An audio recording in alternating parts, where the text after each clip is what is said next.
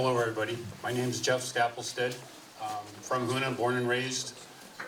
Met Greg in 1972, so I think I'm probably dating myself here. He came to Hoonah, presented to the class, and in that he saw some kid, a young guy with no direction. We talked. From that talk became a field trip where we came over here to Glacier Bay. I believe the boat was the Hoonah. I don't know if any of you remember that. And so we spent a week in the bay with Greg, side by side with him. And before I go any farther, I'm hoping I'm going to be able to answer a question. And I'm looking for Kathy here. Hopefully it'll mean something. So when we did this trip, he had us all ashore. He had a chance to walk with us and ask us questions about, so where do you guys see yourself going? And what does this mean to you and so forth? And out of all that we talked about, he got some kind of interest in me. So I come from a logging family. We have no academics in the family. So he said, so where do you see yourself in a few years? And I said, I don't know. I think I'm going to go to school. I think I want to be a music teacher. And I remember looking like, well, that's interesting. So if you all known Greg, you know it was all about questions. And he was pretty much into critical thinking and that. So we got to spend some time together. We'd eat on the boat. And I noticed he was kind of sitting with me quite a bit. So we got done with that tour and got back to Hoonah and that. And Greg came back over to Hoonah and he did a class in Hoonah. And he spotted me. He says, you and I, we need to talk. So I thought, okay. So he pulls me aside and says, so what are you going to be doing next summer? And this would have been in 72, so I would have been a freshman. Of course, my summers are tied up because I'm logging for the family. And I said, well, I think I'm logging. He said, how about if I find you a job, would you join environmental impact study on the outer coast out here? And I said, well, I'd have to talk to my folks about that, but I don't know how I can contribute. He goes, you let me worry about that. So I didn't log that summer. I went to work for Greg. The camp was just being formed. They flew me out to camp on Glacier Bay Airs. I don't know if you guys remember Glacier Bay Air. And so I flew into camp, and of course by that time the field crew had already started to arrive. And off gets this 15-year-old kid from the village, and Greg has a meeting and says, okay, Jeff is going to be here. He's going to help you assist with your field studies, help you with equipment. You need to go to the top of the mountain. He's going to pack your stuff up there and so forth like that. So it was interesting because I never saw myself working together with scientists and that. I never thought that was ever going to happen. So we went ahead and did the field study, and I was working with them in that. And then Greg would tell some of them as they arrived, so Jeff's going to take you into a certain area like that, and you need to listen to what he has to say. Well, this doesn't go well with a bunch of PhDs. That's not going to happen, Greg. And so there were a lot of camp meetings where Greg would find things for me to do, like maybe you should work over there for a while. Away from the camp, well, I have a meeting over here, so of course, doing what I'm told, looking over there, and I could see Greg, and I could see people animated, hands flying around, and things throwing down and stuff like that. So I'd come by a little bit later and say, Greg, got that done? How's it going? He goes, yeah, it'll work out. Go ahead and get back. So in the end, so what I'm trying to lead to in all this is, for people who don't work every day with kids, Greg saw something in me that I didn't see. And he had confidence in me. And so all of that discussion that was going on, he was trying to justify the authority that he had put into me to get these people out to their field stations. And he was telling them, trust me, because I trust him. I'm a kid. He's trusting me. And so it was kind of a rough start, but in the end, it kind of worked out. But then, as we got farther and farther away from the base camp, and I was having to go out and run field stations and collect data for these people and that, there was a lot of bear encounters. In fact, I was having them pretty often.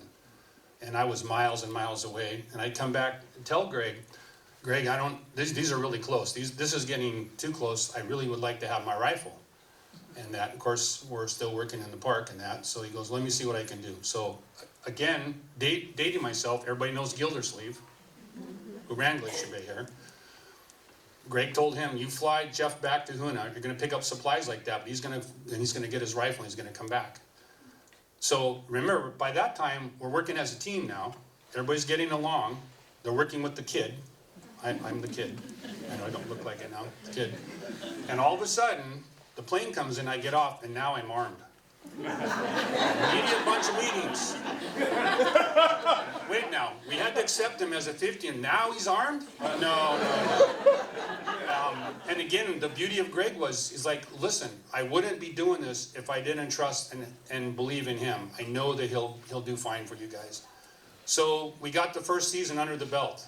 And then the second season, we moved the camp to a different site, but the crew was all intact, the same people.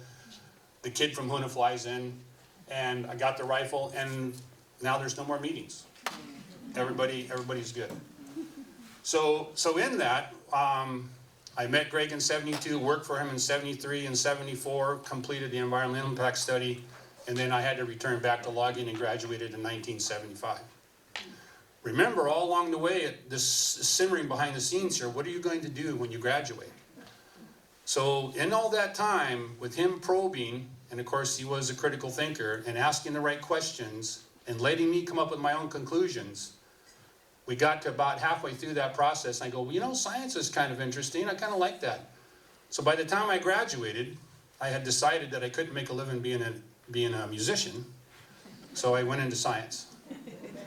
And so I told Greg about it. He goes, wow, wonder how you came about with that. Well, I wasn't sure then how he'd come up with that, but I thought it was my idea. So I head off to school, and Greg monitors. We stay in contact with each other. And so I get a research degree. And he's like, so that's good. And how long do you think you're going to work on that before you do something else? And I'm thinking, well, that's kind of the end all, isn't it? And he goes, we need to talk some more. So again, the insight that Greg had in a young boy, he said, the impact that you can make is if you could come back and work in your community and take your native background and you could draw people into education so that they could start to become professionals in the area. And so I did go back to school and came out with a biology degree. And I returned back to Hoonah, and I became the math and science teacher there for 21 years. So in that 21 years, I happened to make relationships with my students based on my interactions with Greg.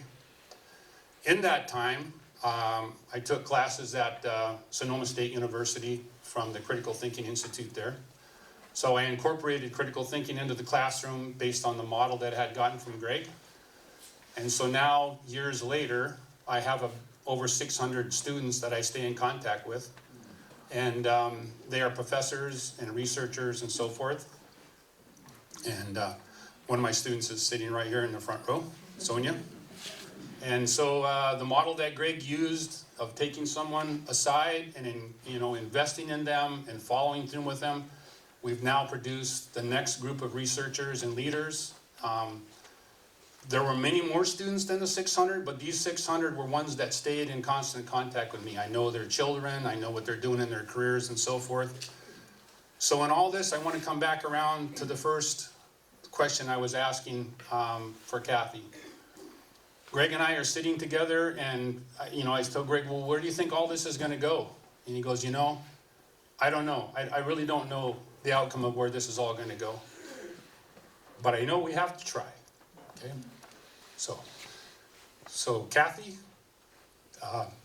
me, all my students, and now the students of those students are the result of your dad's effort.